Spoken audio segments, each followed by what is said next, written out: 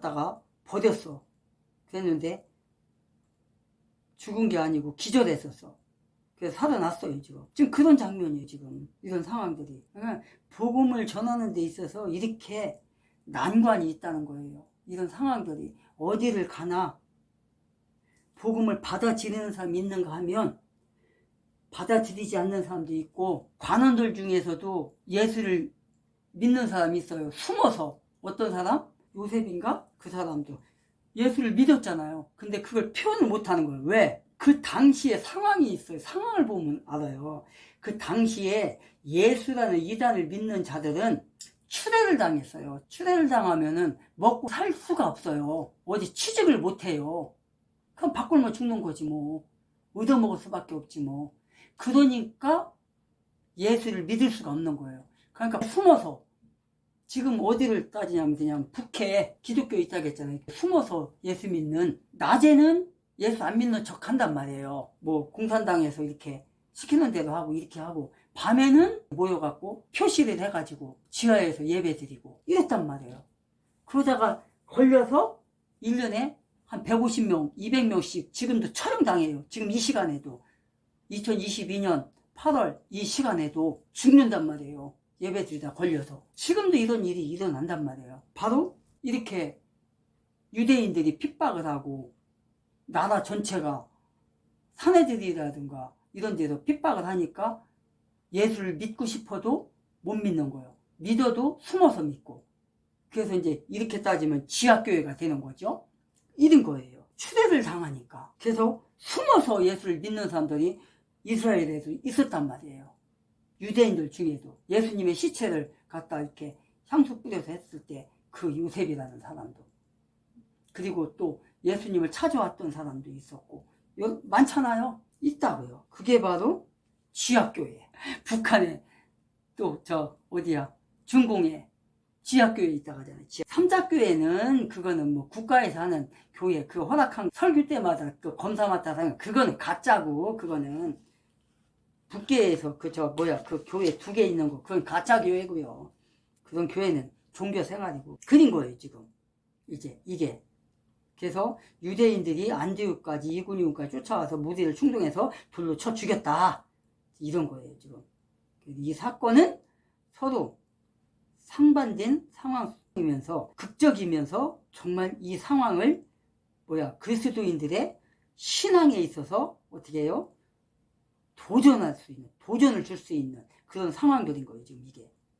우리들에게도 이런 상황을 보면서 여러분들이 초등학교 스터디에 들어온 여러분들이 이때 당시에도 이런 일이 있었구나, 이렇게 복음을 전할 때 그렇게 생각하면 참 우리나라는 지금 뭐라고 해야 되나, 자유민주주의가 그래서 좋은 거예요. 우리나라에서는 지금 공식적으로는 핍박을 안 하잖아요. 예수 믿는데. 지난번에 그 우한 폐렴 그 수입해다 깔아가지고 기독교를 말살하려고 문재왕이가 시도했다가 결국은 말살을 못했죠. 왜? 문재왕이는 루시퍼잖아요. 아니, 루시퍼 종교를 믿는 자잖아요. 저게 예수의 출신. 그 얘기를 누가 했어요? 김동원, 드루킹 김동원이가 한겨레 신문인가? 거기 기자하고 유튜브에 있어요. 그 기자하고 일문일답으로 한 거 중에서 자기도 깜짝 놀랐다. 김동원도 문재인이는 예수의 출신이다. 저 사람이 기독교를 파괴하려고 하는 사람이다라고 얘기를 했잖아요. 내 얘기가 아니라 드루킹 김동원 얘기예요. 한겨레 신문인가? 인터뷰한 거 일문일답으로 한 게 있어요. 거기 보면은 예수의 출신으로서 예수의 선언을 한 사람들로 정부를 만들었다. 정부를 내각을 세웠다. 그렇게 얘기를 했어요. 나도 놀랬다. 그러면서 파주 쪽에 무슨 집단촌을 만들어가지고 거기서 이렇게 단체로 살라고 했었다. 그런 말까지 했어요. 그런 자들을, 호남의 그 가짜 목사들이 그런 자를 지금 옹호를 하고 저격하고 있는 거예요. 지금 그 가짜 목사들이. 아니, 생각을 해봐요. 지난 2년 반 동안 얼마나 기독교를 핍박을 했는지. 그 거짓 우한 폐렴 그걸 통해서 거짓 주기를 해갖고 얼마나 많은 교회를 파괴를 시켰으며, 그 우한 폐렴 퍼뜨려가지고 확진자만 나오게 만들고 그렇게 했잖아요. 자, 문재왕 떠난 지금 그때나 지금이나 확진자 어때? 똑같아요 지금. 지금 없는 줄 알아요? 뉴스에서 안 하니까 이제 문재양이 떠나자마자 전 언론에서 지금 그 뉴스를 안 하잖아요 지금. 떠나기 전 2주일 전까지만 해도 막 전 언론이 동원돼가지고 막 오늘 확진자가 몇 명 나왔네, 사망자가 몇 명 나왔네 막 이렇게 했던, 겁을 줬던 그들이, 그 언론들이 지금 어때요? 문재양이 딱 떠나고 나서는 아예 안 하잖아요 방송을. 아예. 그렇다고 지금 안 나오냐 확진자가? 지금도 10만 명 이상 나와요. 그러니까 사기라는 거예요 이게. 사기. 가짜 목사들? 우리 지방에도 그런 자들 있어요. 정부에서 하는 일인데 왜 말해도 안 듣냐. 그래서 윤석열 대통령에게 거리두기 해라. 왜 안 하냐. 100명 이상 못 미게 해라. 대신 영업은 다 하게 해라. 소상공인들. 그리고 민노총 시위하는 거 그거 못하게 거리두기 해라. 그거는 그거예요. 그리고 교회 예배 못 드리게 해보라. 그러면 전라도 저 가짜 목사들이 뭐라 하나. 왜 정부에서 이 기독교 예배를 막냐 이제 이렇게 나올 거 이제. 저들이 저렇게 가짜 목사들이고 가짜나 저런 거예요. 정부에 사는 일을 왜 안 따르냐? 세상 천지 어느 나라가 예배를 막는 나라가 있어요. 대한민국에서 최초예요. 개인적으로 그렇게 생각해요. 윤석열 대통령도 빨리 거리두기 해라. 실시해라. 그래서 1000명 이상 못 미게, 100명 이상 못 미게 해라. 그러나 소상공인들은 다 영업하게 만들어라. 그것들에 걸리는 거 아니니까. 거리두기 해야 돼요.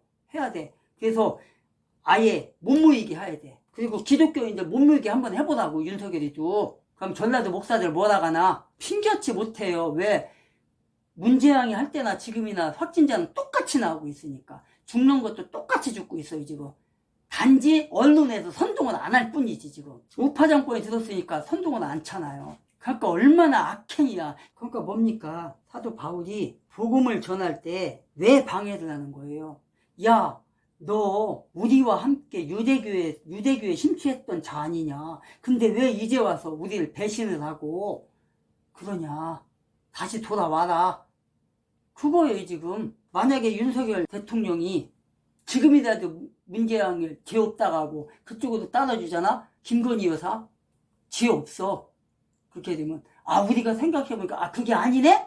하면서 죄 없어. 또 김어준 앞세워가지고 또 김건희 여사가 무슨 죄가 있습니까? 더불어당에서 무슨 죄가 있습니까? 없습니다. 그래서 사도 바울은 루스드라 안디옥에서 이제 핍박을 받았고 루스드라에서 복음을 전하고 이제 핍박을 받은 그 먼 거리를 마다하지 않고 찾아와서 핍박하는 일에 동참한 누구? 유대인들. 그 먼 곳까지 찾아와서 끝까지 찾아와서 뭐예요? 오늘날에도 사단의 세력은 우리가 상상하지도 못한 상황 속에서 여러분들을, 저를, 기독교인들을, 우리들을 실족시키기 위해서 무단히도 노력한다. 끈기 있게 아주 그냥 멈추지 않고. 그래서 우리가 여러분이 초등학교 스터디에 들어오신 여러분이 무장되어 있지 않으면 어떻게 돼요? 좌절하고 넘어지고 실족하고 하나님을 떠날 수가 있다는 거예요. 왜? 핍박이 너무 고통스러우니까. 선동이 너무 고통스러우니까. 그래서 우리는 말씀을 꼭 잡아야 돼요. 그렇지 않으면 넘어져요. 사도 바울처럼 바나바처럼. 이 두 사도는 이렇게 힘들고 핍박당하고 죽을 지경에 처했을 때 돌에 맞고 쓰러지고 이렇게 당하면서도 그래서 이 지역을 루스드라를 떠나서 이제는 더베로 갔는데 그곳에서도 복음을 전하지 못하게 하고 그러는 가운데서도 사도 바울은 끈기 있게 복음을 전하잖아요. 그래서 그곳에서도 또 많은 사람들에게 어떻게 했대요? 복음을 전해서 그들이 예수님을 믿게 됐다고 하잖아요. 20절에 보니까 제자들이 둘러섰을 때에 바울이 일어나 그 성에 들어갔다가 이튿날 바나바와 함께 더베로 가서 21절에 복음을 그 성에서 전하여 많은 사람을 제자로 삼고 루스드라와 이고니온과 안디옥으로 돌아가서 이렇게 방해를 받지만 멈추지 않았다는 거잖아요. 지금 멈추지 않고 복음을 전했다는 거예요. 돌에 맞아서 길에서 쓰러져서 정신을 잃고 이런 가운데서도 일어나서 꿋꿋하게 일어서서 다시 몸을 추스리고 옷을 감추려 입고 전도 여행을 다시 가는 거예요. 다시 가서 이고니온에서 떠나서 더베로 가고 그곳에서 또 복음을 전하여 많은 사람들이 개종하게 만들고 돌아오게 만들고 이런 일들, 이런 사건들이 지금 일어나는 거예요. 이게 뭐예요? 성령의 인도하심을 따라서 지금 가는 거예요. 성령의 인도하심을 따라서. 성령께서 사도 바울을 지켜주시고 붙들어주시고 이끌어주시니까 이런 일들이 지금 일어나는 거예요. 이렇게 어려운 조건 속에서도 굴복하지 않고 낙심하지 않고 믿음을 가지고 그러니까 사람의 영예, 인간의 영예와 안락을 추구하지 않고 평안함을 추구하지 않고 이 전도의 과정 속에서 선교의 과정 속에서 이런 고통의 과정 속에서도 하나님만 의지하고 성령만 의지하고 1차 여행에 힘쓰는 바울과 바나바 이런 사도들이란 말이에요. 이렇게 사도들이 좌절하지 않고 낙심하지 않고 자부심을 가지고 돌에 맞아도 살아나면 또 가고 또 여기서 핍박하면 또 가고 오로지 믿음 하나 복음 하나 예수의 생명 하나 전하고자 하는 그 심정으로 지금 가는 거예요. 가서 지금 복음을 전하는 거예요. 지금 23절에 보니까 각 교회에서 장로들을 택하여 금식 기도하며 그들이 믿는 주께 그들을 위탁하고 24절에 안디옥으로 지나서 밤빌리아에 이르러 25절에 말씀을 버가에서 전하고 아달리아로 내려가서 거기서 배 타고 안디옥에 이르니 이곳은 두 사도가 이룬 그 일을 위하여 전에 하나님의 은혜에 부탁하던 곳이라. 23절 24절 예수께서 직접 사도 바울을 택하셨고 그 바울이 이제 자기의 옛 삶을 버리고 예수 그리스도의 제자가 돼서 그리스도를 따르는 자들에게 소망이 있는 그런 복음의 사도로 살아가는 이 사도 바울, 오늘을 사는 21세기를 사는 많은 그리스도인들에게 정신적으로 신앙적으로 믿음으로 행동으로 실천할 수 있는 그런 마음가짐을 주는 신앙의 모분이 되는 이 사도 바울, 이 사도 바울의 교훈을 따라서 여러분들도 앞으로 이런 복음의 사도가 되어서 복음의 제자가 되어서 살아가야 될 것입니다. 두 사도는 각 교회에서 장로들을 택하여 금식기도 하며 성도들을 장로들에게 부탁했다고 지금 말하고 있어요. 자기네들의 안위를 생각하는 것이 아니라 복음이 더욱더 퍼져나가도록 그 장로들을 택해서 부탁했다고 지금 말하는 거예요.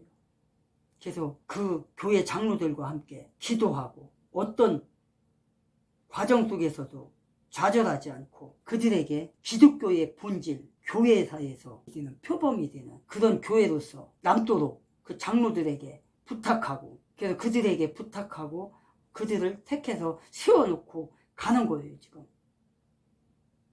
그들에게 부탁해놓고 그래서 신앙적으로 믿음적으로 잘 부탁하고 우리가 해왔던 일을 그 장로들에게 이제 하나하나 가르치고 그래서 그들에게 맡기고 이제 가는 거예요. 이제 그래서 이렇게 가운데를 지나서 어디로 갔대요? 밤빌리아에 이르러 버가에서 전도를 하고 이탈리아로 내려가서 어떻게 했대요? 배를 타고 이제 이동을 하는 거예요. 수리아 안디옥으로 지금 귀환하는 거예요. 이제 수리아 안디옥으로 귀환. 이제 수리아 안디옥에서 갔잖아요. 그래서 글리 다시 돌아가는 거예요. 지금 배 타고 이런 과정을 통해서 1차 선교가 끝나는 시점에 와 있는 겁니다. 지금 와 있는 게 아니라 왔어요. 이제 그래서 이렇게 해서 14장에서 이제 배를 타고 출발했던 곳으로 다시 가는 거예요. 27절에서 보니까 그들이 이르러 교회를 모아 하나님이 함께 행하신 모든 일과 이방인들에게 믿음의 문을 여신 것을 보고하고 제자들과 함께 오래 있으니라. 안디옥을 떠나서 이제 어디로 가요? 수리아 안디옥. 수리아 안디옥은 어디예요? 사도 바울과 바나바가 떠났던 거기서 안수하고 기도하고 보냈잖아요.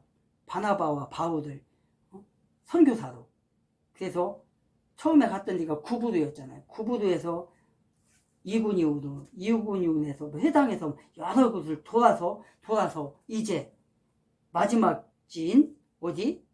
비시디아 가운데를 지나서 그곳을 떠나서 밤빌리아에 가서 거기서 버가에서도 복음을 전하고 이탈리아 내려가서 그곳에서 배를 타고 이제 귀환했어요.